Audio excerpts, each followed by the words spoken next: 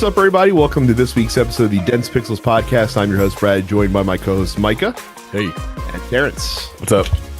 Big news week this week. And we've got some new games to talk about, too. Micah, tell me about your time so far with Assassin's Creed Hotep Edition, or Origins, more commonly known. I like it. I like it a lot. A big surprise. Micah likes an Assassin's Creed game. I don't know if it's because I haven't played one in a long time. I don't know if it's because of the setting. You know, the setting is somewhere that I've wanted to go. I don't know if it's because it stars black people. Yes. I mean, that's, you know, black people with whitish features. Oh. I mean, you know, that's for you YouTube people. Yeah, I'm one of them. I'm one of the black people with whitish features. Okay, are you? Narrow nose, no upper lip. That's why I keep a mustache, guys. That's why I keep a mustache. Fucking thin ass head. Yeah, I'm one of those people. People think I'm Ethiopian, and those people are black with whitish features. It's fun. It's I'm just kind of running around. Like I got out of the first area. It's more Assassin's Creed. So if you like Assassin's Creed, like it's the best Assassin's Creed game I've played in a while. Because it hasn't felt repetitive yet. And keep in mind, I've only played it for like 4 or 5 hours, right? And a lot of that is just me running around, like exploring and hunting and doing all this like weird shit that I do when I get a sandbox game just to try and get a lay of the land. But side quests are presented in a way that is, I mean, side quests are basically fetch quests, but they're presented in unique ways. Like there's one side quest where this woman is like, "Come find my husband."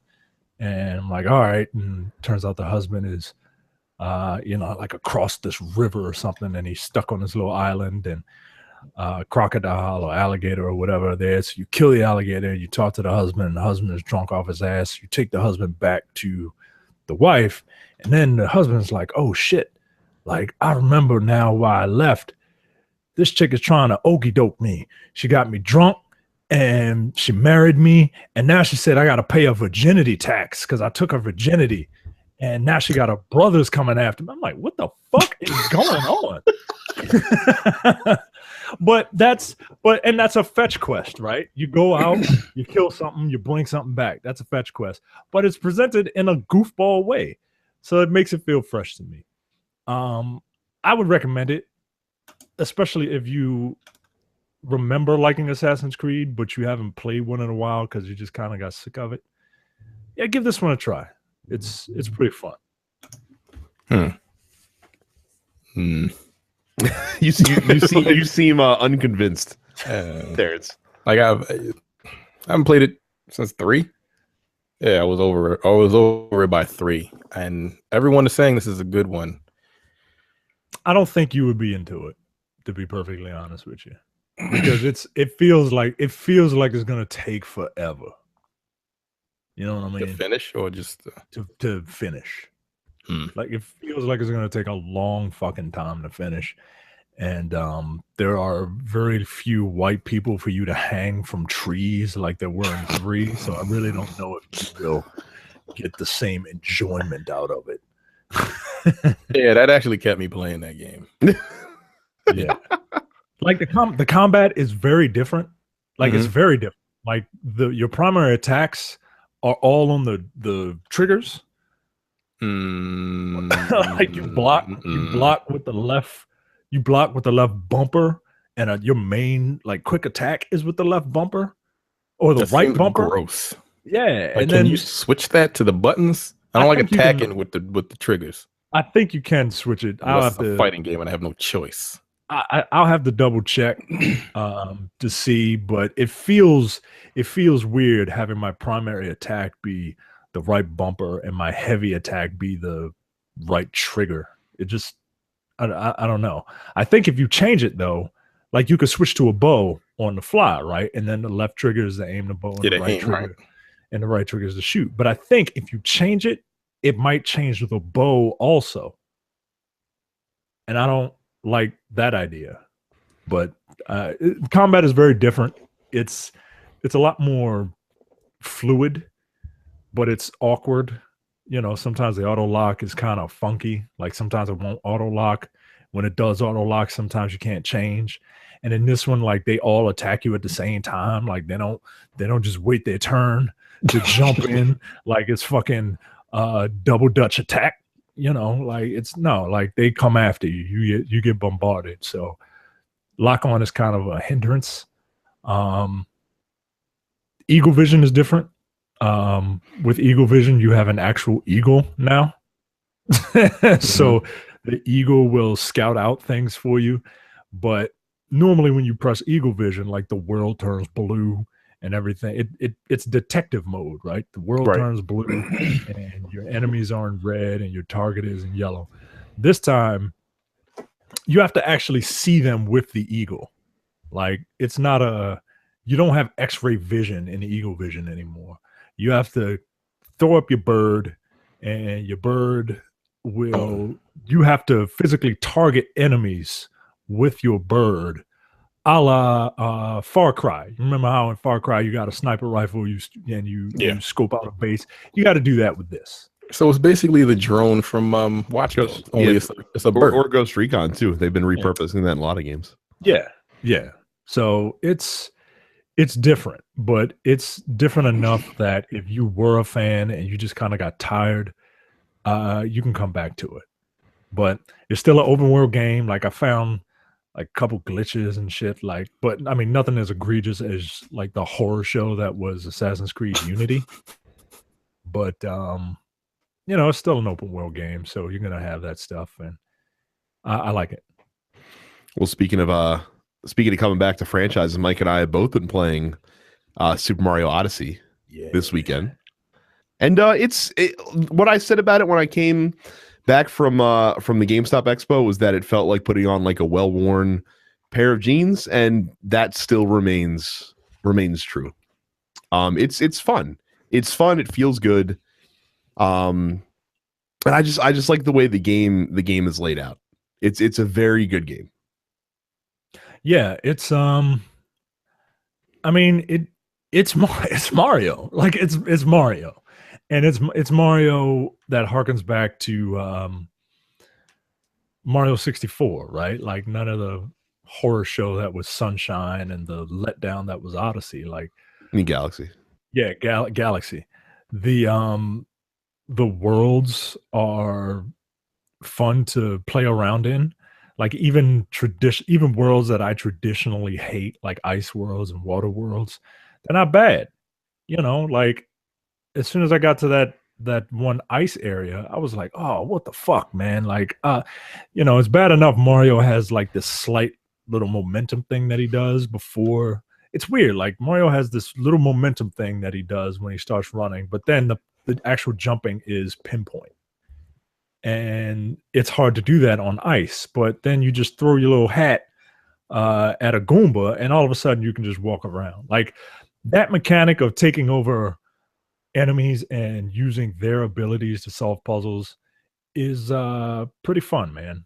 Yeah, and I was worried about that because I thought, because like every Mario game lately has their gimmick, right? Like you got the fucking flood machine, which fucking sucked from Mario Sunshine, and like in Galaxy you had like the little, you could fire the little crystals or whatever with the Wii remote. Yeah, I was worried about Cappy, but Cappy's pretty cool. And like Micah said, using the enemy abilities to solve the puzzles in the different worlds actually it enhances the game because it lets them play a little bit more with like the level design in all the worlds. I will say the game has been ridiculously easy so far though. Like I have about 215 moons and I haven't had to look too hard for most of them. Like it's usually pretty easy to figure out where like the little secrets are and stuff like that. Now that being said, apparently there's like 1,000 moons in the game, so I barely dented the surface. And I'm sure that some of the tougher ones will be very tough to find as you go. But so far, like the challenge hasn't really been like there's been a few of the specific puzzles or the specific like platforming areas that have been challenging just because they require, that precision that you usually find in a Mario game. But the actual like exploration aspect and so far all the boss battles too have been like a cakewalk. So far, it's the only knock I'd give the game is that the difficulty is not quite there right now. But I don't think it's really like it's a Mario game, right? Mhm. Like was Mario 64 difficult? Yes. Huh. There were several stars in that game that were fucking hard to get. I mean, Like, yeah, legit- but like mainline stars?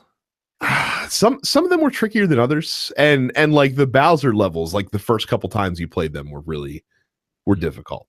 I remember. It's Okay. like I said, Mario 64. Like you and I talked about this yesterday a little bit, Micah. We're like so like this one, like in terms of 3D Mario games, like I like it better so far than either of the Mario Galaxies, but it still just doesn't supplant Mario 64 for me because I feel like Mario 64 is like as close to a perfect game as you can get. Yeah. With these. Yeah. But this is still really Mario fun. 64. What was that? I never played Mario 64. Really? Mm-hmm. Wow. Shut your whore mouth. But like I said, Mario Odyssey has been really fun. I mean, I'm going to continue playing it. Like, I'm actually looking forward to beating the main game because apparently some cool stuff opens up when you get into the end game, which I'm looking forward to. So yeah, it's like I said, it's very fun. If you have a Switch, it's a no brainer. Is it worth getting a Switch for? Not by itself, but I mean, you can make between that Zelda and Mario Kart. I'd say that's worth it. Yeah. With those three. Yeah. All right. I'll give you that. Yeah. Yeah, I agree with that. Here's another question for you, Micah, since you've been playing this. Does this replace Zelda for you? Yes. As the best game on the Switch, does it? Oh, the best game? Yeah. No, it's not the best game. It's a Mario game. While it's a formula that has been done, and it's they all follow the same template, right? But Breath of the Wild is a world. It is something different. It's beautiful, man. Like I don't know. I don't know any other superlative to give it.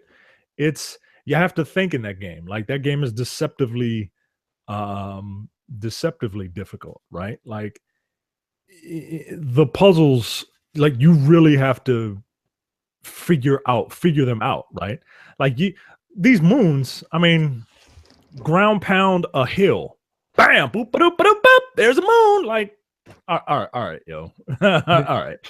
But no, Zelda is still the best thing on the Switch. Okay, I tend to agree with you. I was just curious to hear your thoughts on that. So very cool.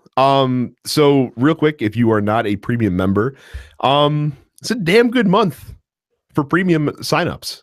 Yeah.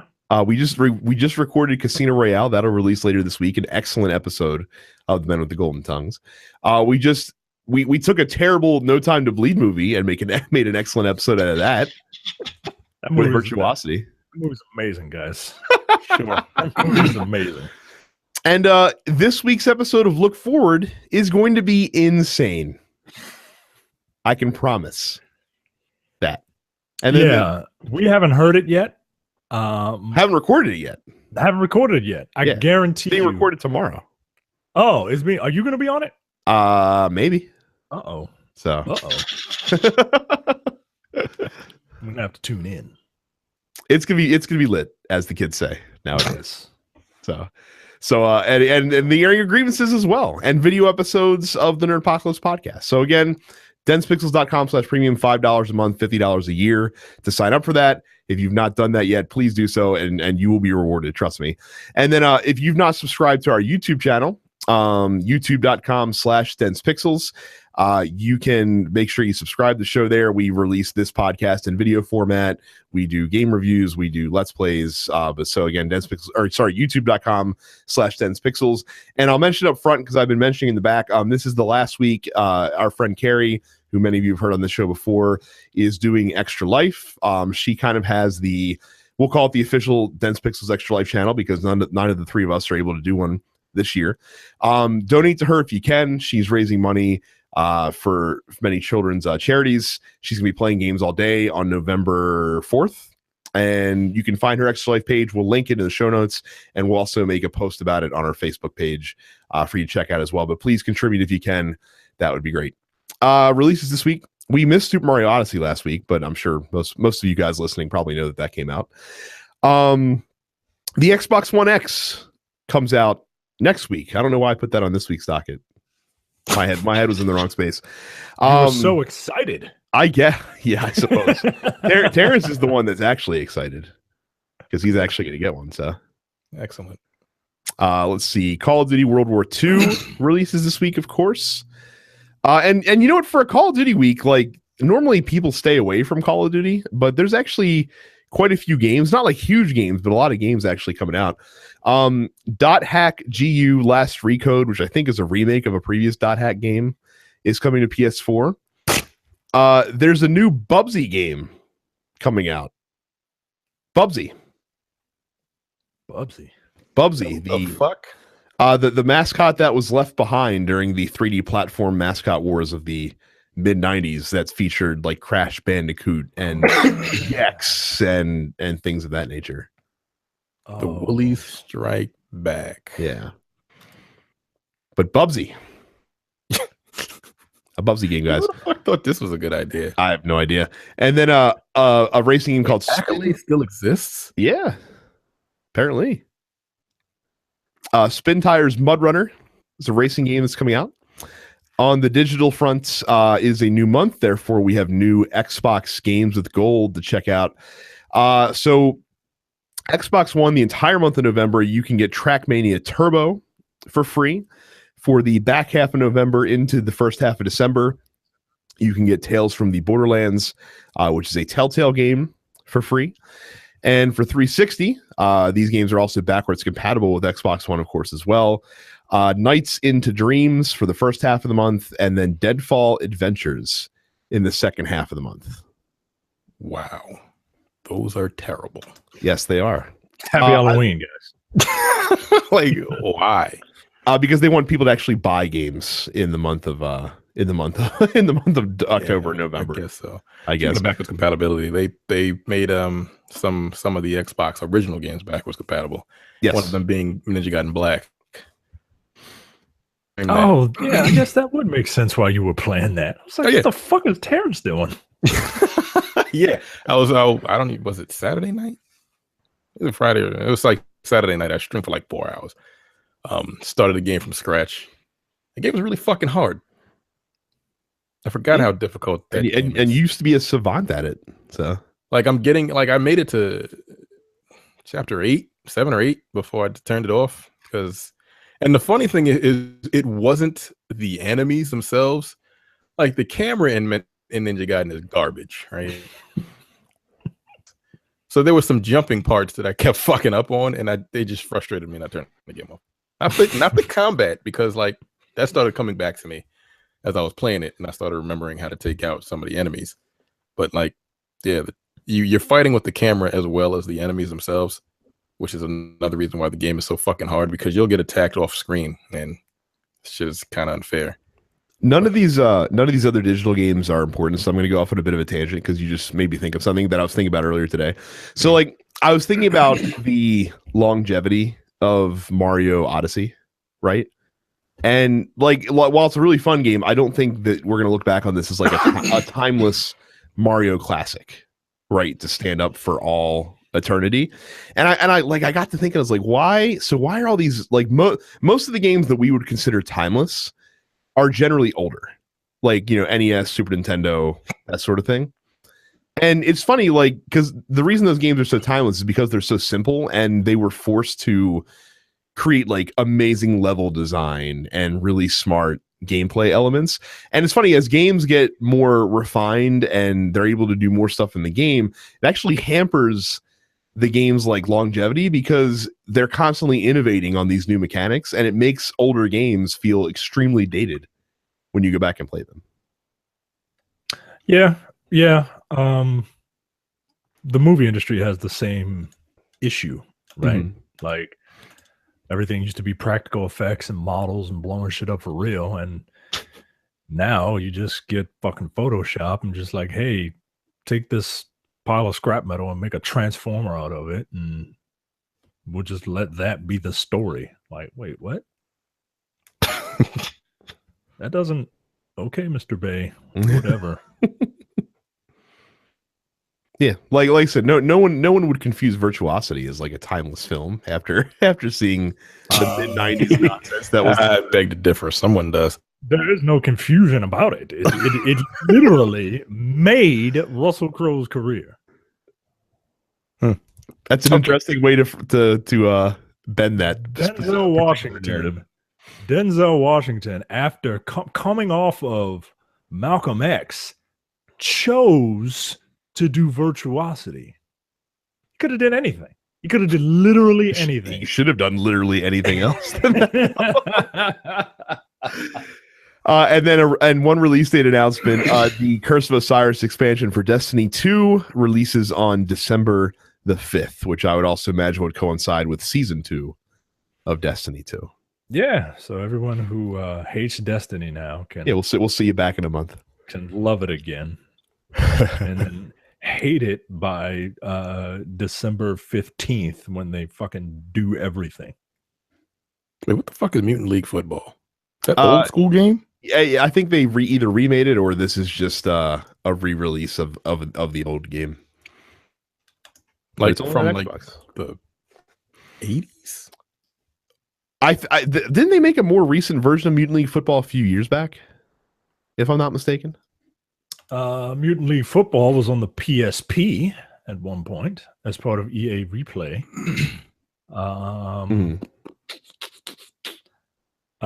They had a Mutant League Hockey.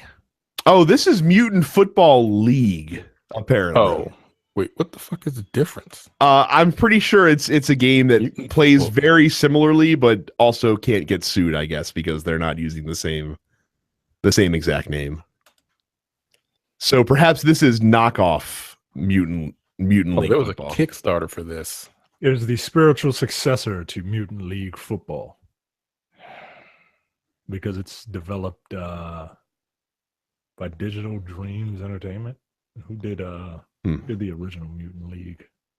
I think it was EA. EA. Okay. I never understood it. Never got it. It's just a football game. What with like, the fuck is... This is basically it's, what is this? 7-on-7? Yeah, wasn't like the original Blitz, that as well? It's basically Blitz. Like Mutant League was the precursor to Blitz. This shit is so 90s. Teams are composed of aliens, skeletons, robots, trolls, and superhumans. Everything that a little boy would want. No. All it needs now are fucking dinosaurs and Bo Jackson and everything else. fucking and the fucking 1995 Cowboys and everything else is just fucking. That's how 90s this shit is. Get out of here. Mutant Football League and League Football. Well, let me throw it back over to Terrence with our headlines for the week. Yeah. First up, Animal Crossing Pocket Camp for mobile out is coming out next month. My wife is very excited about this. On the other hand, I'm not. What do you do? Apparently, I showed her the Nintendo Direct that they showed to announce this game, and according to her, it's pretty much just an Animal Crossing game. Huh. So, okay. Actually, hang on. Doors. As it happens, the door is trying to be opened by my son. Never mind. I thought my wife was coming in to talk about. Actually, yeah. Come here, real quick. Come here.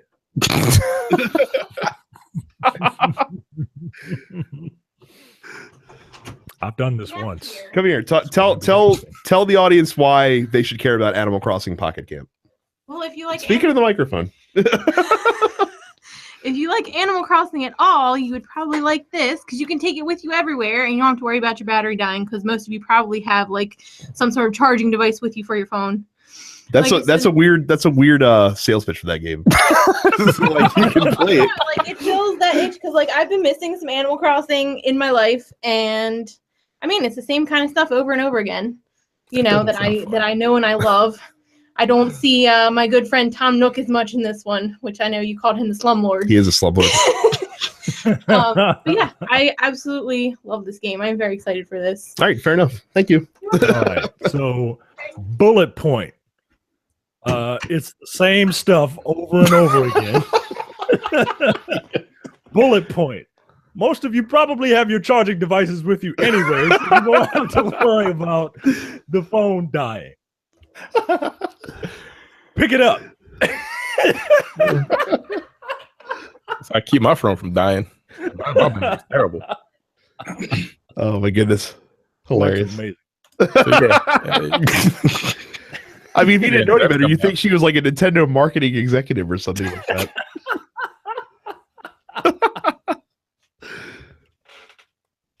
All right. Well, yeah. Animal Crossing for your phone, everybody. You have a charger for your phone. So go ahead and pick it up. Next up, Nintendo says the Switch will outsell the Wii U after 1 year. That's hilarious. I don't know. I don't know if that speaks more highly of the Switch or if it just shits all over the Wii U. That statement. Yeah. Both. Wii U is trash. It just was. They are already halfway there, and we haven't even hit Christmas yet. That's crazy. That is insane. When I first read the headline, I thought it said to outsell the Wii after 1 year, and I'm like, hell no. Because everybody and their mother had a Wii, literally, and then nobody had a Wii U. No one. Except for Carrie. We know how to Wii U. Carrie, that's it. Yeah. My sister has one. I don't know why the fuck she bought it. She never played it. That's sad, really. That how long was the Wii U out? 4 years. About to outsell it in half a fucking year. That's insane. Like that statement is legitimately like a crazy fucking statement. The Wii U's really bad, guys. Like I don't think we know. I don't think we realized how even though we knew Wii U's a colossal failure. Like I don't think we realized just how colossal a failure it was. Good. Like Nintendo's probably somewhat fortunate that the Wii was such an uber success because they seriously might be in more dire straits if they didn't have that war chest right now. Yeah, man. Like they came out fucking half cocked. They did the Dr. Ian Malcolm thing where they didn't, they were so preoccupied with whether or not they could, they didn't stop to think if they should. And life found a way to get them to get more money with the Switch. So good for them. And now that Mario's out, it's a done deal. I guess. When you getting one? You know what? A Switch when someone buys one for me. I'm not paying money for it. Would you play it? Sure, why not? I'd play Mario and Zelda. You would have to buy those games. As long as someone bought the system and those two games for me. No, I'm good. I'm very obstinate when it comes to Nintendo. I don't give a fuck how good the system is. Do not care. Next, speaking of not caring about stuff. Next up, this is quite some time actually. The Kinect is officially dead. They're dead. Like you can hook up a laptop camera. You can hook up an actual camera to your Xbox now. Oh damn! Really? Yeah, Yeah. exactly. So like the one useful thing that people were still using the Kinect for is now not You don't even even needed need to do that thing. Oh Yep. damn! Yep. So here's a question I will pose to you guys. Was the Kinect a failed success or was it a successful failure? It was a failure. I would argue it was a successful failure. Maybe it wasn't a failure because like once it came on, well, it was a failure on the Xbox. The Xbox One. Yes, that I would agree with you. But on the 360, they did sell. They sold a lot many because of them. dance fucking games and shit like that. People had a lot of fun with those. Almost like Wii Sports, you know. It didn't sell nearly as well. Wii Sports came with the Wii, but yeah, that's what people bought it for, like Dance Central or whatever the fucking. But it had a little bit of success, and some people used it to control their systems. Weirdly, but on the 360, yeah, it had a little bit of success. So I guess you could consider it a successful failure. But on the Xbox One, that shit was just flat out a failure. No one gave a fuck. It just made the damn system cost more money. I wonder how many contrarians out there are going to be like, I still use my Kinect. No, you don't. No, you don't. You don't. You really don't. Use your Kinect to voice search. To voice Bing your whatever search queries you have on your Xbox One. Right. You don't use it. You don't. Stop lying. Yeah. Again, it just made the goddamn system cost more money when it initially came out. And then they came out with the systems that didn't have it. Right. So yeah, it was stupid. No mention of it on the Xbox One at all, on One X, because it's. So yeah, you lying ass niggas that still say you use it, stop lying. Next up. Whoa. Yeah, wait, whoa. I just read this headline. Yeah, I'm sorry. Whoa. Wait a minute. Programmer loses contract after he live streams domestic violence incident. What? Hold on. Chinese League of Legends team Newbie has cut ties with pro Lee Vasily Wei. God damn. Oh shit! God damn! After he live streamed a domestic abuse incident with his girlfriend and was reportedly what? He was live streaming League. His girlfriend came in and was like, "You're too serious when you play." And this dude fucking he flipped the camera. Yeah. And you definitely hear him some stuff being knocked around and hit and her crying. Yo, what the fuck is going on? Now, in the interest of correct information, according to his now ex-girlfriend, she says that while he broke things, he did not beat me. He was very agitated and started smashing stuff. He smashed everything around him, and he said some really bad stuff. She sent her a message to a friend saying to call the police. And then she just wanted to, and even after the police arrived, he was still live streaming and cursing at me. And she has since broken up with him. So if she's telling the truth and she did not get hit, thank God. But still, like, Jesus Christ, man. God damn. Yo, what the fuck? Men around the world are trash. Yo, what? God damn, man. The fuck? This guy fucking sucks. Yo, this guy needs a punch in the face, man. He really does. I'm really starting to subscribe to that fucking theory from Jay that everyone once in their life just needs to get their face caved in. It hurts. Yeah, it really does. And it will stop you from doing a lot of dumb shit. When you're like, oh yeah, I remember when my face got caved in. I don't like that. Maybe I should do stuff to make sure that does not happen again. Yo, this is not cool at all, yo. Like, what? Come on, man. And he just went back to playing like ain't nothing happened? Yeah. Yo, this is why. Oh, God. This is why gamers get a bad rap, yo. Like, why can't you're not wrong. You're not wrong. Why can't dudes just be well adjusted, yo? Like, goddamn, we're gonna talk about more violence as it relates to video games later. And it's just like, All right, yo. I can't Like look at this. I used to get incredibly angry when I played games. But you get angry at the game. I ain't getting like you wouldn't take it out on someone next to you. Nah, I never did that. Like, or you break a TV. Like I said, that's not a good look for you. But at least it's an inanimate object. Yeah, I got real angry last like a couple days ago. Like it was almost like 6 years ago. Me angry got I fucking Marvel vs. Capcom Infinite. It just pissed me off so much that I'm like, you know what? I got it. Yeah. But look, that's gross. You're like it's learned behavior. Like, man, I didn't like when I broke my TV that one time, so maybe I should stop throwing controllers at my television. I just like snatched my headset off and threw that shit up against it.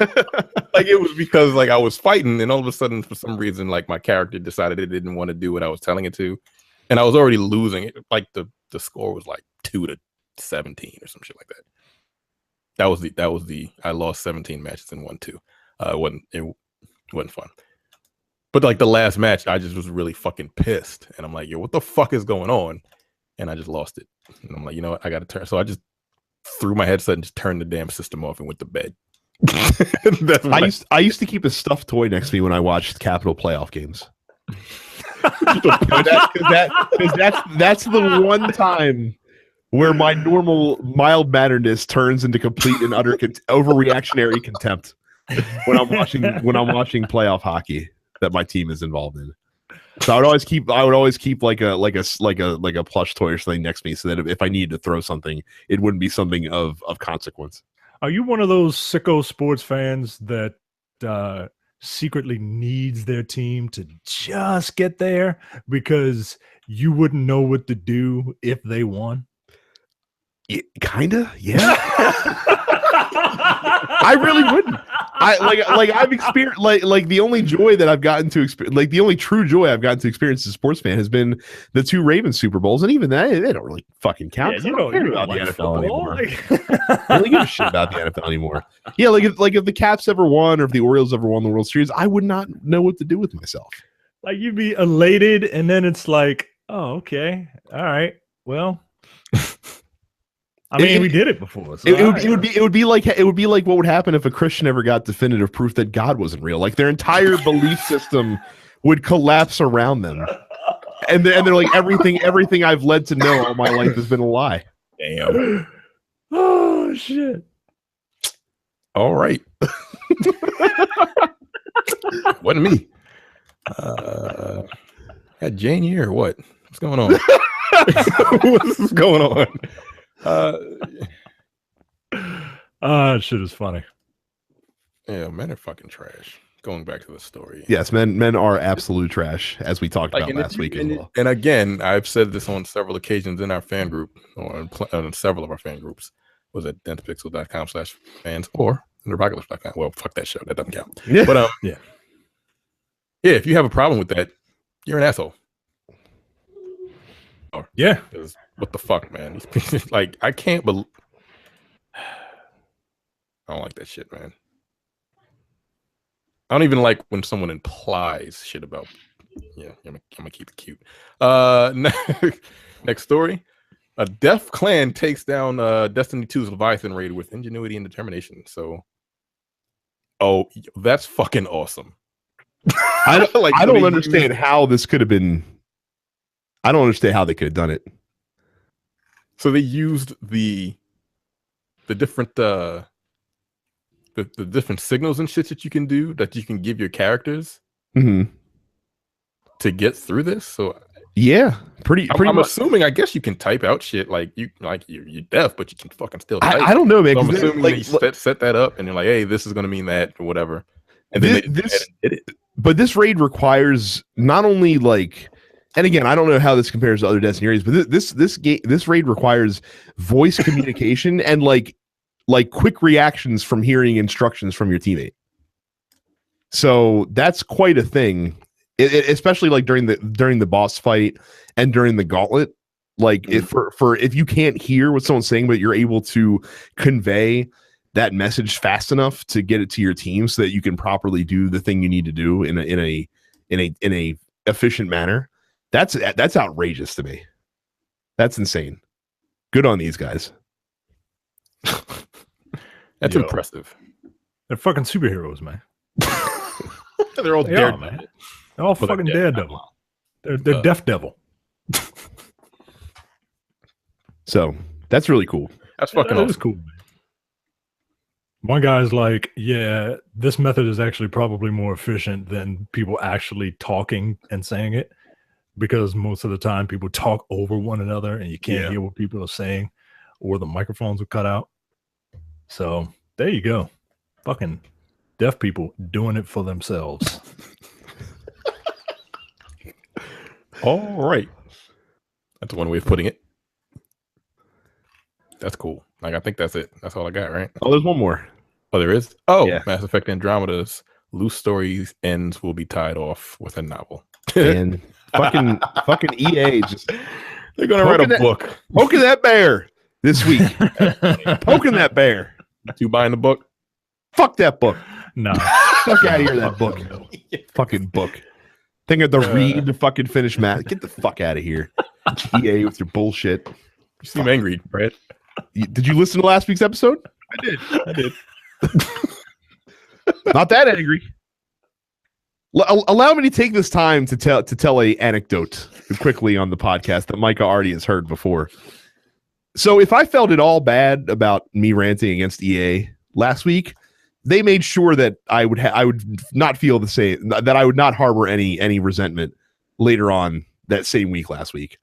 When, long story short, because of misinformation that EA's tech support gave me when I first contacted them to try and remedy a problem in FIFA 18, they then made me bouncing between them and Sony, forced me to waste about 3 hours of my life fixing a problem that turns out wasn't even a problem at all. And if they had just told me from the get-go that there was no issue in reality and it's supposed to be this specific way, I could have saved 3 hours of time. Instead, I wasted 3 hours of time with tech support fixing a non-problem, and to thank me to accommodate me for the wasted time that I spent on hold between them and Sony, they gifted me with one pack of FIFA Ultimate Team cards. Now, it was a jumbo pack, which in the game cost 300 FIFA points. And if you're wondering what the points to money, real world money ratio works out, that's about $3. So according to EA, 3 hours wasted of my life is equivalent to about $3. They put you to work for 3 hours and then treated you like a bum. Yeah. Begging for change. Right. Here's some scraps for wasting your time. So, needless to say, I'm even more galvanized than I was in my opinion, railing on EA. And then this fucking story comes out today, and it's just like opening up, pouring salt in an old wound that they just reopened, basically, of this Mass Effect Andromeda fucking story. Yeah, and it feels like they think they're doing a make good. But how much you want to bet this book is just like the outline of the script for the DLC that they were going to do, but decided, maybe it's not worth it. Let's just let this franchise die. You're probably right. Like, that's a shame. Maybe they'll sell us the book, and then for additional fees, we can get footnotes that help flesh out the characters and the story a little bit more that we can add on to our book experience. Maybe they'll sell you a pack of pages that you can buy, and then when you're finished reading those pages, you can buy another pack of pages that you can buy, and then when you finish reading those pages, you can buy another pack of pages that you can buy. How much you want to bet that's the distribution model for this fucking book? They should give everybody that bought the game the book for free. Yeah, they should. Right. You're right, Terrence. Yes, I agree. I agree.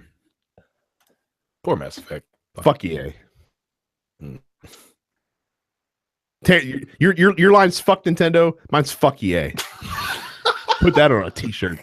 And then maybe they'll sell that t-shirt on densepixels.com/Amazon. That all of you can buy it for the same low Amazon price and still support the Dense Pixels podcast. That's right. If you use our Amazon link, densepixels.com/Amazon, you pay the same low Amazon prices for any items that you buy, big or small, but we get a very small percentage of the sale, which helps us pay for things we need to keep the podcast running, like hosting fees, equipment, things like that. So thank you to all that use our Amazon link. And again, if you don't, densepixels.com/Amazon. It's easy to type, doesn't cost you anything extra, and you get to financially help support your favorite video game podcast. Fuck yeah. What do GameStop and Golden Corral have in common? They have they have an all-you-can-consume subscription-based service. GameStop is rolling out the all-you-can-eat subscription service for its used game inventory. It's called the Power Pass, and for $60. $60 of what? 60 American dollars. What? You can play any game in their used game inventory as long as you want for 6 months. So if you pay $60, well, first of all, you have to be a Power Up Plus Rewards member or whatever. I forget what the fee for that is. And then you can get this pass for $60 for half a year. And you can just play as many used games as you want for as long as you want. If there's one game that you want or that you want to play and you want to play it for 6 months, you can do it. Or if you can plow through a game in 2 weeks, you can go get another one. Signups will begin November 19th. Fine print says that you must be an active Power Pass, or your Power Pass has to be activated by January 31st, 2018. The subscription will require you to be a Power Up Rewards member. And there was an update to the story that we had, because at first we thought you could only check out the last game that you checked out. And you keep the last game that you checked out. You can keep the last game you check out. No, you can. GameStop will take an inventory of all the games that you check out within that 6 months, and you can pick which one you want to keep. Really? What do you think of this, Terrence? $60 for 6 months? Yeah. Well, how much is the power whatever the fuck it's called? Power Rewards member. How much is that? I can't remember if it was like a monthly thing or I think it's like $15 a year or something like that. Or this $20 is not bad, because from working at GameStop, sometimes you'd get a used game, like a new game would come out, and in like 3 days that shit would come back. Yeah. Somebody didn't fucking like it. So you could get a new game, technically a game that came out in a week. You can get a new release. You could probably get it rented used in a week. Yeah. $60 for 6 months. That's $120 a year. Yeah. As many used games as you want. $10 a month. As many used games as you want. That's not bad. Yeah, it actually sounds pretty good. That is not bad at all. And I mean, people do it anyway. So just random people named Jack just do it all the time. So he gets a game, beats it in a week, comes back, does the same thing over again. He's proud of it. I never have to pay, dude. I never have to pay. That's not a bad. And keep more. Like, what the fuck do I need to keep it for? I done beat the shit. Exactly. Now, do you think that this will be? Do you think that this is a way for GameStop to stay afloat from now on? Right? Like, will they? Like, is this the way that the aftermarket business when it comes to gaming stays alive? You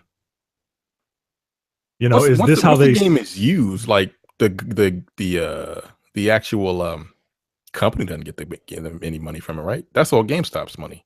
Right, that's GameStop's money. Like, do you think this is a viable solution for brick and mortar stores to stay alive? $60 for, Well, $120 a year per person if they decided they wanted to do this. No, like I think. Well, I'm assuming someone would have had to crunch the numbers. That's what I'm thinking, right? Because Yeah, one of the you can't caveats, just do that and just be like, one of the caveats is you have to be a Power Rewards member. And- allow me to hop in and say real quick then most corporations, when they roll out programs like this, usually test market them in small areas to make sure That's what I'm they're saying. viable before rolling it out nationwide, hypothetically. Right. That's the thing. I don't. So someone, I do know someone that actually works for GameStop. I don't know who you're talking about. Okay. My question is, why do they have the same like 5-year-old image of a GameStop in every article that Polygon has about a GameStop? That GameStop has Call of Duty Modern Warfare 3 posters hanging up in the window. This image is at least 5 years old. Sonic Generations. This is a wackadoo mall GameStop store. It's right next to an Aeropostale. Very strange. Those are my thoughts. There's no other image on Getty Images you could use. Right. It's like Arundel Mills. Yeah. Those are my personal thoughts on this story. Well, my thing. Okay. So say they do test it in a small market. Okay, say you have a store that has like regular clientele that comes in. You know the people, and you tell them, "Hey, $60, you can check out as many used games as you want." Money. Let me throw another hypothetical at you, because GameFly, this is the GameFly model, right? And so GameFly has the option where, hey, if you really like a game, you keep it. Pay us the difference and you keep it. I would imagine the same thing would remain. Like, hey, you like this game? Hey, buy it and keep this one, and then you can rent another one. Right. But why do that if you can beat it? And so some games can't be beaten. You know what I mean? It's sports games, right? And in certain RPGs, like no one's doing everything that The Witcher can do in 6 months, right? I guess, but I don't know. Maybe that's a lot. There's a lot to do in that game. But yeah, we have like Amir. That motherfucker runs through games like water. Yeah, didn't he beat The Witcher in like 45 minutes? He beat it in like some asinine time. I think we're also forgetting another potential, like another potential competitor. We don't think about this as being a competitor for GameStop. This kind of cuts into Xbox Game Pass and PlayStation Now, yeah.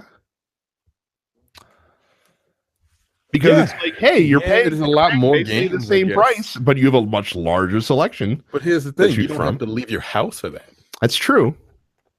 That's a good point. There's like 100. I think there's like 120 games on Xbox Game Pass now. Yeah, but GameStop has 700 Xbox games. Yeah. So, and this is for any game on any system, right? And it's the same. Yeah, and it's the same price too. I mean, technically, it's the same price. Now it's $10 a month. I don't want to drive to GameStop. Well, and that's where the dividing line is going to be for some people. Like some people are like, oh, I like the larger library to not having to leave my house, even though I'll take the smaller library if it means I don't have to go interact with other human beings. Right. You can go to any GameStop, right? Apparently. I don't see why not. Like no, this isn't actually a really good deal for the consumer, but I just don't see how this works out. I want to see how it works out in the long run for GameStop themselves. I feel like the consumer's getting a fucking great deal with this. Can you think of any? I'm not going to do it because fuck it. I don't do. It's not for us though. Anymore. Yeah, we're the type of folks that keep up with the Joneses with the new stuff, and then when we find something we like, we play the fuck out of that game. So, are there any loopholes that you can think of? No. Not really. So, get over. You're getting fucking pay $60. Yeah, I'll have to ask Jack if he can think of any way to game this system. If anybody can do it, I know Jack's like the corporate troubleshooter for that doesn't actually work for GameStop anymore. If only we could hear the thoughts. Only we could hear the thoughts of our mutual friend who worked for the company, though. Yeah, I'd like to hear those thoughts. Tough. It'd be interesting to hear. We got to get a hold of that guy one day. Yeah. One of these days. One of these days. Maybe he's off in Paris at Paris Games Week. Solid segue. There were a lot of announcements today. In my home away from home, Paris, for Paris Games Week. A lot of trailers came out today. Shadow of the Colossus remake came out. The trailer came out. The Last of Us 2 trailer came out. Spider-Man. The new game from Sucker Punch. Detroit. God of War got a new trailer. Monster Hunter got a new trailer. Let's talk about a few of them. One is Guacamelee, the sequel. I really, really enjoyed Guacamelee. Like, I played it. I think I bought that thing like 3 times and beaten it twice. Like, that game was really, really, really fun. It's an example of an indie game that I truly love, because it's not reinventing the wheel, right? It's not, but it looks cool. Like, it has an art style that is not 8-bit and annoying.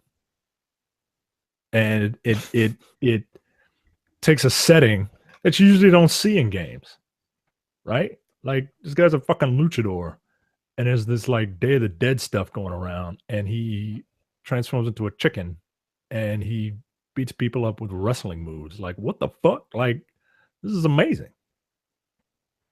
Is anyone excited for Guacamelee 2? Yes. I enjoyed the original one quite a bit. I played it on Xbox One. I beat it. It's fun.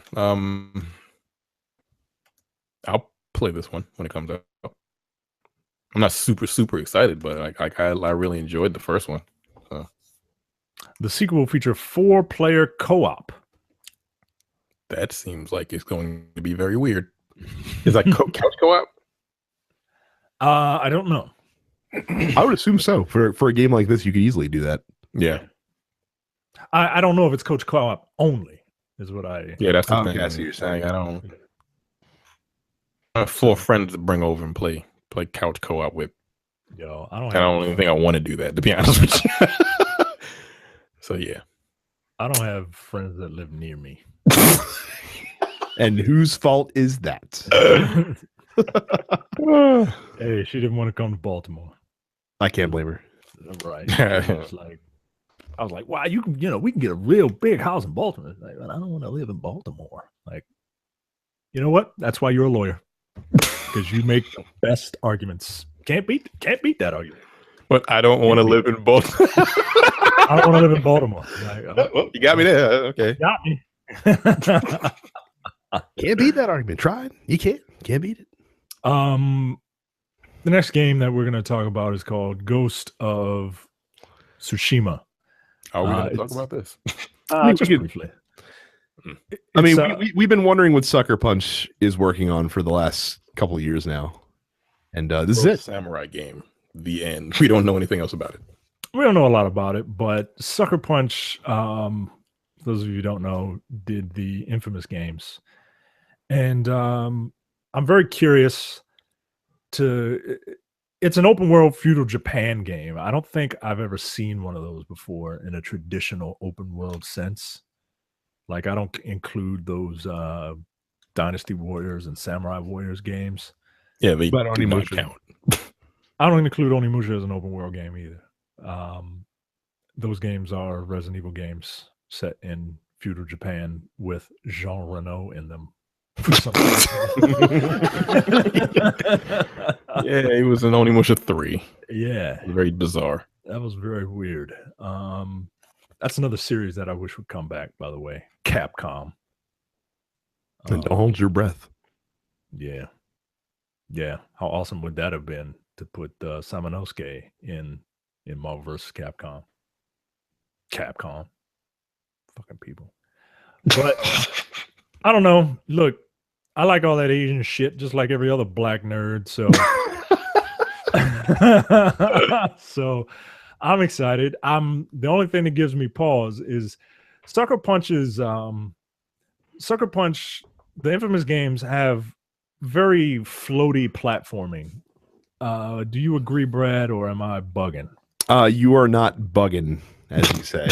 Yeah, I'm while it takes a second to get used to, like it feels like you float in the air just a little too long, and then you have too much control while you're in the air. Well, it's because the person usually have fucking superpowers. Yeah, but I mean like just a regular ass jump. My counter argument to your fear of that is that at no point in Horizon Zero Dawn do you look down the scope of a rifle and kill aliens in a generic first person shooter. Wait, they did that game? Yeah. Oh, wait, are you sure? Sucker Punch did? No. I'm saying Guerrilla Games was known for Killzone, and then they made Horizon Zero Dawn, a game that is 100% different than the Killzone franchise. So I have no doubt that Sucker Punch could also do. I mean, shit. I mean, Sly Cooper, way different type of game than Infamous, for sure. It is, but they also have a very distinct style as well. Like, is that that would be more my feudal Japan? Not concerned, but yeah, it's an interesting, like this would not have been the top 500 guesses for me as far as the setting for Sucker Punch's new game. Way out of the wheelhouse that they've created for themselves. Right. So I hope it's good. I mean, we're not going to see this game for at least a year and a half, probably. So yeah. So do whatever you got to do. Sucker Punch. Wait, their most recent game came out in 2014. Mm-hmm. The infamous Second Son. God damn. Okay, that's why people were wondering what the fuck they were working on, because they've been radio silent for 4 years. 3 years. Yeah. Wow. Okay. Well, I need to put something out. Shit. We got a new Spider-Man trailer, and it looks marvelous. I see what you did there. I can't express to you how excited the concept of Spider-Man and Insomniac make me. And I cannot wait for this. Oh yeah, Aunt May does look kind of weird. Like she looks old in the face, but like she dyes her hair red. You know what I mean? Especially weird considering that you would think in the Spider-Man universe there would only be one red-haired character. Well, two red-haired characters, I guess, but like one in this game. Yeah. To make her stand out. Yeah. Yeah, she looks more like Mary Jane's grandma. But whatever. I'm super excited for this. This looks beautiful. Look, this game will have to really, really shit the bed for me to not just praise it blindly. Like, you cannot take my opinion for this particular game without a grain of salt. There's something that I found kind of interesting in the trailer at about 1:20. The camera perspective is behind Mary Jane, and she's crouched behind some boxes, which leads me to believe that we're going to be able to play as Mary Jane in some possible stealth missions, because Mary Jane apparently in this world knows that Peter Parker is Spider-Man. That I don't mind playing as Mary Jane. I do mind playing as one character that has all these cool moves and abilities. And then just snatching them away from me. Just fucking snatching them right out of my hand and forcing me to play as an underpowered character. I don't like that in video games. I like a steady incline. The only time you can snatch powers away is if you have those powers for about the length of an opening of a James Bond movie, and then you take them all away, and then you have to get them back. You know what I mean? But I don't know. We got a lot of villains.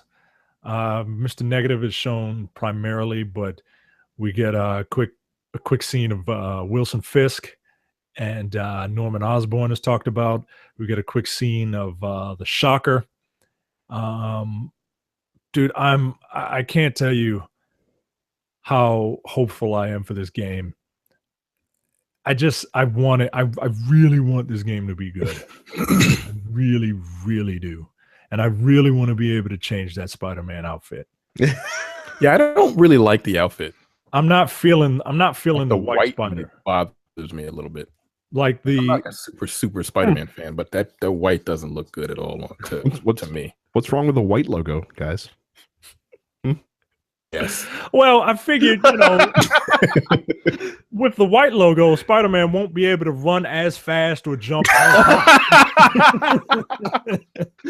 Oh, like it just looks off. Like I don't know. It just looks weird to me. I don't like it. Yeah, but look, it's a Spider-Man game. Spider-Man has a ton of different outfits. I have to imagine that this game will not force you to wear this particular outfit, because that's part of the fun of Spider-Man games, right? Dressing them up in all the different shit. So look, I'm game. It looks good. It looks really good. Like I want to play it. I have a system to play it on now. Any opinion, Brad? If the gameplay is really fun, I will check it out, even though I am not a Spider-Man fan. But I do like good games. So yo, Miles is in it, yo. Miles. Miles. We knew he was in it. No, but I see him. I see him now. I see him. And now that I see Miles, if I don't get to play Miles at like some point, I'm gonna be slightly upset. Just slightly. Maybe they'll just get, and look, you can wipe all of the way if you just put that black suit with the red accents on it, the Miles Morales suit, and I'll be all good, man. All good. Matter of fact, at the end of that game, I want him to pull a Red Dead and pull an Ultimate Spider-Man and have Peter Parker die, and just have Miles take over, and just let that be the end game. Happen like 2/3 into the game, like you switch to Miles. Because something happens, because they showed Mary Jane. Yeah, even better. Like, You want to see Micah pass out in deliriousness. Pull a Metal Gear Solid 2 and have Peter Parker be done after 2.5 hours, and then the rest of the game is Miles Morales. Yo, look, you could even have Miles cartwheeling, butt ass naked, holding his fucking crotch, just like Raiden did. Don't do that. Don't do that. Don't. All right, Kevin. He doesn't even have to die. he just would need to lose his capacitated. Yeah, something happened. Like they can't just have Miles Morales in there. That's just Miles Morales, right? They can't, man. Wouldn't that be a fucking thing though? And to pull, and like if they did do it, to pull it off in 2017, if they can keep it a secret until the game comes out, that would be quite a thing. That'd be awesome. If they did it, like let's just play hypothetical. If they did it, how many white tears would be flooding the internet? I would buy a mug with Miles Morales' face on it. Yeah, because look, everybody fronts like, oh yeah, we love Miles. But if you snatch Peter Parker away and are forced to play as Miles, oh no, you ain't gonna, nope. I don't like that. That's why I don't like Suburbicon, because I don't want to be told that white people ain't shit by white people. Nope. That needs to happen. Like you have to be able to play Miles at some point in this game. Yo, I'm super excited now. I'm super excited for some shit that probably isn't going to happen. I'm still excited. We have officially overhyped Micah for a pipe dream, basically. But like when I saw it this morning, I'm like, this looks really fucking cool. It gave me like when I said it gave me like a Dark Knight. The story wise, it has like a Dark Knight vibe to it. Yeah. For some reason, to me personally. I just like I hope the gameplay is good, because like Spider-Man is hit or miss gameplay wise. He is. Yeah, and this one, like Insomniac isn't usually. Yeah, they're not. But the gameplay, the footage that they showed maybe like 5 months ago, like that's cool. It looks like you can like swing onto anything. He talks a lot, but I want to know how the combat is. Mhm. Like I literally have just been playing fucking Ninja Gaiden, and the combat in that game, while very difficult, is incredibly fun. Mhm. Games like Devil May Cry, I don't think the combat is going to be that in depth. No.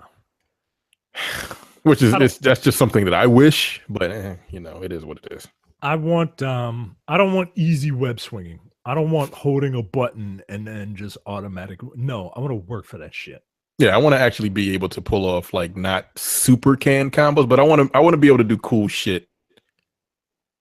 I don't want to just mash one button and all kinds of crazy shit happens. I don't like that. Right. But yeah, I don't know. Let's talk about the last trailer that was revealed at the presentation. It is The Last of Us Part 2. This trailer's fucking brutal, man. I was It really is. It made me uncomfortable. Now I watched it before we started, and it's incredibly violent. Like it is violent. Oh, like fucking like Brad said, for no reason. Ourselves, it's amped up because it's women, right? Like I mean, it made us much more uncomfortable because it was women. That is an interesting point that I failed to consider. Right? Yeah, yeah. Because this woman is literally being hanged in the beginning, and then a woman gets her fucking arm bashed in with a fucking hammer. Like I've seen that shit happen in movies, but like watching it in this clip, I'm like, yeah, I don't like any of this shit at all. Like this is not cool. You know why you don't like it? It was like the protector in me, or whatever you want to call it, just came out. I'm like, nah, yo, fuck that. I don't like this. Like it was two dudes. They'd be like, yeah, that's really fucked up. But it was two women getting the shit kicked out of them. If that was a black man being hung, I would feel rage. I would feel incredible. Oh my god! Like imagine the think pieces for that. Jesus Christ! And if that was a white man being hung, I'd be like, whoa, damn. That's fucked up. Well, there was a white man that was hung going into the scene, if you recall. Oh yeah, there was actually several people that go by from the tree, and I didn't think anything of it. I'm sorry, I just didn't. I don't know though, because in this world, because Last of Us 1 is already a game that's happened. Like it is there is no like gender hierarchy like we have in our world now, because it's such a fucked up situation that people are just surviving. I don't think about it in that aspect in this universe, right? So, but I mean, that's just in this universe. But like you personally, like if we were watching this, I'm like, oh, if I didn't know what it was, but I mean, if anyone who knows video games knows what that trailer is 2 seconds into it coming on, you know what I mean? No, but what I'm saying is like we took it was a little bit more uncomfortable for us because I mean it was for me. Like when I watched it, I'm like, it's because it's too I don't want to play this game, yo. I really don't. I was the guy that said the first one was overrated anyway, personally. So, but I never played the first one. So, but yeah, this trailer is very, very violent. Like, and I watched it. I'm like, good Lord, like, was that necessary? Like, really? Of a woman being choked out, Xenia Onatop style, with a claw hammer in her head. Yeah, that other woman just hits her in the face with the claw hammer, and it just gets impaled. I was like, and the woman who hit her with the claw hammer had to do it with her right hand because that same hammer was used to blow out her elbow in her left hand. God damn! Like that's crazy. So I mean, look, The Last of Us 2 is coming. I'm a little uncomfortable with this trailer. But a story came up that we're going to talk about. The title is "Stop Using Extreme Violence to Sell Your Game," and the author is none too pleased with this trailer because she, from what I get from what I infer from the article, she is questioning the levels of violence needed to be that is shown in this trailer. And she particularly the violence is on women. They are the victims of this violence, and as we talked about previously, like violence against women is a serious fucking a real thing. Right. And I haven't even read the article, but like when I watched this, I'm like, now she part of her argument is that it's been used many times and it isn't anything new, but why are we still doing it? Right. And I mean, I understand her argument 100%. I 100% understand it. The trailer made me feel uncomfortable. It didn't make me want to play The Last of Us Part 2. But at the same time, and I don't think she's saying it in this article, but at the same time, like, I don't think that game shouldn't exist. You know what I mean? Like, people will see that trailer, question why they chose that particular scene to highlight something that makes you want to play your game. And I don't know. What are your thoughts? What are your thoughts on this? Brad, what do you think? You read the article. Well, we spoke about this offline briefly, and the biggest thing where I came in on it is, to me, this feels like yet another case of video games being the whipping boy for something that any other art form wouldn't be subject to. Like I feel like if this was a trailer for a movie, someone would have seen it, and if they didn't like it, they would have said, "Oh, that's gross. I'm not going to watch this film."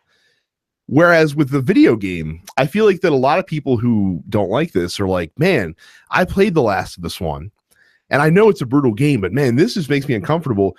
It's not fair that I don't like this trailer because I really want to play The Last of Us 2, but if it's going to be like this, then I'm not going to be comfortable playing it." Like as if Naughty Dog owes it to everybody to make a game that everyone will be okay with playing and not tell the story that they want to tell. Again, we're viewing this trailer with no context in terms of what this scene is in the game. And I suppose that's the point, is that they're showing like a hyper violent trailer without giving you any context as to why the need for the hyper violence exists. But I feel like that in any other medium, this is not an argument that's being had right now. Yeah, like you said, movies, but like those are like they show those types of scenes in like Red Band trailers. Correct. Yeah. Like this wasn't a Red Band. Like, no, this was just a trailer for a fucking video game that came. I'm like, what the fuck? God damn. Like that's something that I feel like they probably should have left for you when the game came out. Now, granted, like had that scene popped up in the game, someone may have been like, whoa, that is super foul. Like take for instance Tomb Raider, the remake, when the first one came out. There's that sequence. Well, first of all, you impale Lara Croft on a right. That's literally on a piece of rebar. That's the first thing you do. You got to set her on fire, and then she gets impaled on a piece of rebar. Like when I remember when that happened, I'm like, what the fuck? Like really? Like, why are we beating the shit out of her like that? But I continued the game anyway. Like, I don't think showing this particular, then this may be just a trailer. I'm sure this is just a trailer for the game. In the climate that we're in now, I don't think this is a good move. I just don't. It's not. It wouldn't stop me from playing the game because I was just like, again, it made me uncomfortable. But like, well, I never played the first one, so I don't really give a fuck. But like, if I was a fan of the first one and I saw this, it wouldn't necessarily stop me from playing the game if I wanted to play the sequel to it. But I would just be like, why did they choose this? Like to show that like women are empowered. I mean, she just got her fucking arm blown out, like you said, but with a claw hammer, and they hung another one. Like, I don't want to see that. But like if it happened in the game, you're like, whoa, that's fucked up. But you continue playing anyway. Right. And like, might like take some like shun some people away from it, which like so that's why I'm saying I don't think it's a good move. But like not everybody was going to play it anyway. Well, and the other thing that I noticed too is that the women that had this violence put upon them in the trailer were eventually the ones that came away with the upper hand. Yeah, and it was done by another woman, which I think they did that purposefully. Like she was leading. Oh, absolutely. Yeah, because if it was a dude, this trailer would have never been shown. Yes, absolutely. But at the same time, like that's the what about the black on black crime argument? You know what I mean? What like having the woman, having the antagonist be a woman, doling out this violence towards other women. Like that's what about black on black crime? Like that doesn't necessarily make it right. It makes it more palatable. Right. It's either way. It's a fucking rough. Like it sets a tone that makes me think that The Last of Us is going from like a brutal, overrated survival horror game to fucking Saw. Like to Hostel, to apocalyptic Hostel. Like what's the guys that directed those? Like Eli Roth movie. Yeah, like it was that level of violence. It was crazy. Yeah, it's it's bizarre, and I don't know. I just thought I read this article and I thought that she made some solid points, but at the same time, like I don't want to say, oh, it's just a game, right? But you know, you got to let artists tell their story, and you may not like the art, but you know, and to be clear, like I'm not saying, hey, don't be offended by this or don't think this is over the top. Like, yeah, absolutely. Like if you feel that way, absolutely don't play The Last of Us 2. But it's like I said, it's not. I don't think Naughty Dog's intent here is to be like, we're gonna brutalize women. It's gonna be fantastic. Like this is gonna be the great way to part. Like that's not. I don't think at all that's what's going on. Like they're trying to demonstrate the world that this game is going to be set in, and it seems like things are worse than they were in the first game, if that's possible. And I think the trailer that they showed here was to try to underlie that point, basically. And look, it's better to do it now than have you buy the game, see that shit happen, and then you just get fucking mad. But again, so easy are we to forget the first gameplay trailer that was shown for the first Last of Us was the hotel level where you're running through the hotel, bludgeoning people and beating the shit out of guys with fucking 2x4s and lead pipes and fucking shotgun blast to someone's arm and fucking robocopping them and this shit. You know what I mean? But like that's The Last of Us. But to Terrence's point, because this is a bunch of women doing this, like society, we are not conditioned to accept this or to maybe that's Naughty Dog's whole point is to get that shock and awe factor by having women feature prominently into this trailer. So there you go. It worked. Yeah. If that was the point, then they pulled it off. God damn. Like, remember when they made Jack and Daxter? Like what happened? Like what the fuck what are they watching? What are they going through in their lives? So I thought it was interesting. But yeah. Look, if I was into survival horror, I'd still play The Last of Us.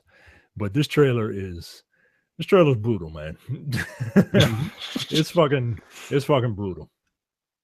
So question of the week is not about The Last of Us. Question of the week has nothing to do with any of these stories. This worked really well when we did it a couple months ago. So since we didn't have any like obvious, reach out to the community questions, and we probably could have done this one, honestly. But 2-sentence game reviews. Give us a 2-sentence review of a new game that you played recently or any games if you haven't played anything new.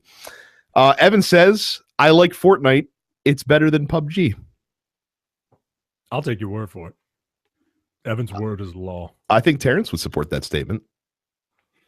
I still have to play PUBG, but Fortnite is pretty fun. It is. Cam says, I like throwing hats. Being a dinosaur is fun. Amir says, I don't get the hype. It's just another Mario game. I like these 2-sentence reviews because they're like bylines. You know what I mean? Right. Like Super Mario Odyssey review. I don't get the hype. It's just another Mario game. For Fire Emblem Warriors, Justin says, a very well done merger of Warriors gameplay with Fire Emblem mechanics, only to be marred by a clunky UI. Fuck making interesting characters post-game content, though. 8 out of 10. Johnny has 2 reviews. The first one's quite obvious. The second one, Micah will. It's also quite obvious, honestly. First of all, Mario was blind. Pauline was throwing it at him. He's probably right about that. And then for Johnny's second 2-sentence review, hippos ain't shit. Hotep's gonna be mad. Hippos are like one of the world's like most Deadliest deadly animals. creatures. Yeah. I haven't experienced any hippos yet in my travels as a hotep. Yo, sidebar. 1 second. We're recording this on All Hallows Eve, and I went to a Halloween party this weekend.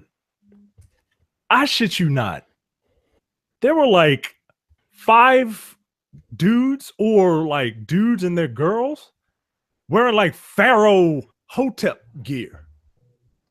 So when he purposefully dressed up as Hoteps, or yeah, it's like, and I'm just like, is this a thing? Like, is this shit coming back? Like, are they really Hoteps? And like, they can come out in their, you know, they can let their freak flag fly, or are they just trying to be like, oh, we're black, we're Egyptian? Because you usually don't see like a bunch of people dressed up as Egyptians, and then like 8 to 10 of them in one location.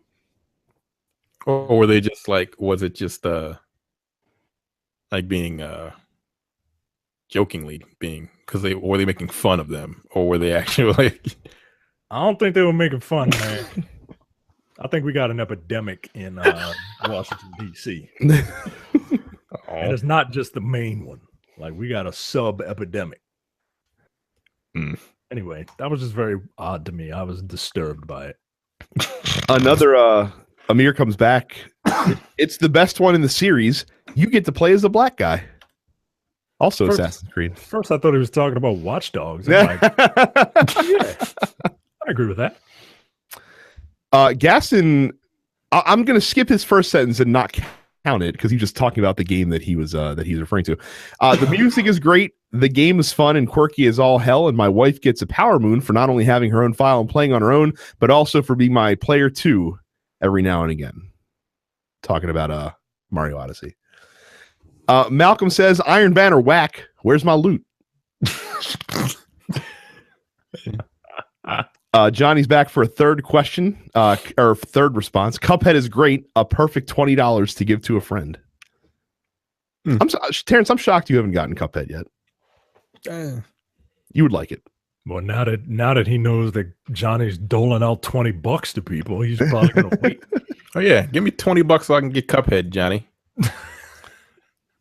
Malcolm says, don't allow my question to distract you from the fact that me and Cam are going to sabotage Team SmackDown at Survivor Series. I can neither confirm nor deny.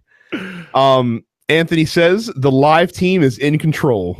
Please don't disappoint me. For Destiny 2. Steven says, like being a boogeyman, try orc speed dating at the same time. I don't know what game that's in reference to. I have no idea what that means. Micah, any ideas? No. All right, no Steven will have to tell us then. Gustavo says, I'm in an abusive relationship with Dark Souls 2 that I secretly like. That is only one sentence, Gustavo. That's all you need. Fail. Carrie says, Mario Odyssey is extremely fun, very humorous, and an absolute joy to play. It helps to solidify 2017 as my year of constant validation as a Nintendo fan.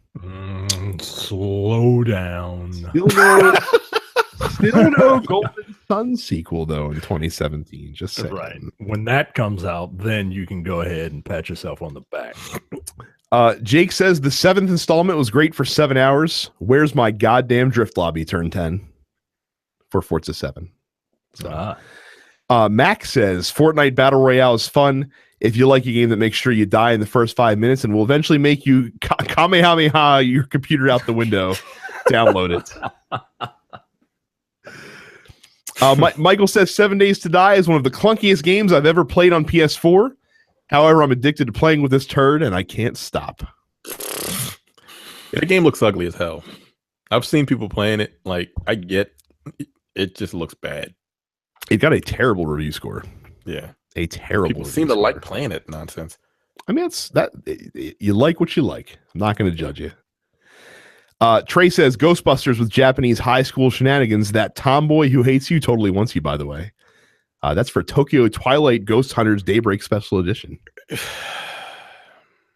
a lot of words. It is a lot. Well, I mean, it's a Japanese game title. They actually came in under par as far as how many words are supposed to be in that thing. Dustin says, when did Madden get so hard? All I do is throw interceptions and miss field goals. Where's Bo Jackson? That's three sentences. Yes. You failed. About Assassin's Creed Origins, Stewart says, ancient Egyptian Witcher with parkour. What's not to like? I agree. Let's see. Randy says, because everybody's playing Destiny 2 and Marvel vs. Capcom on PS4. I only have an Xbox One and my girl won't let me buy a PS4. Cuphead. And finally, Royce finishes it up. WWE 2K18, same old gameplay, updated roster. For the most part, it's all right. I wish it would go back to a more arcadey play style because the simulation style gameplay gets a little bland after a while. Yes, it does. I bought 2K16 or whatever, WWE 2K, whatever the fuck it's called. Like, I played it for like a week and I'm like, I don't like this shit at all.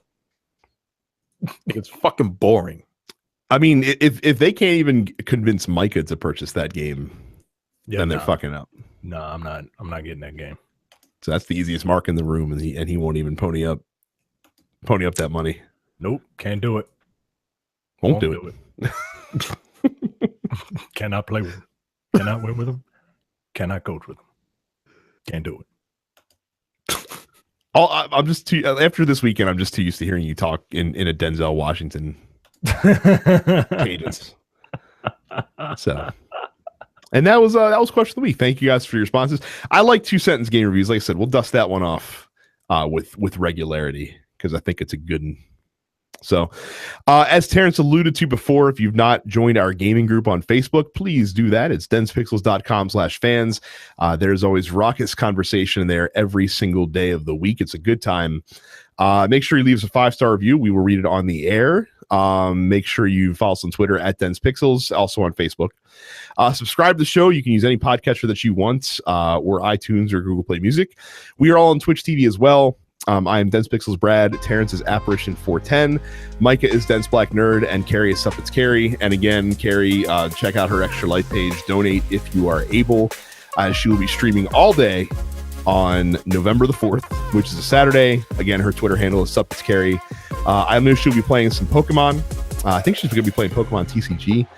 And she's got some other stuff planned. We'll be giving her some prizes to give out to folks watching her stream, so you can certainly key in for that and have a good time.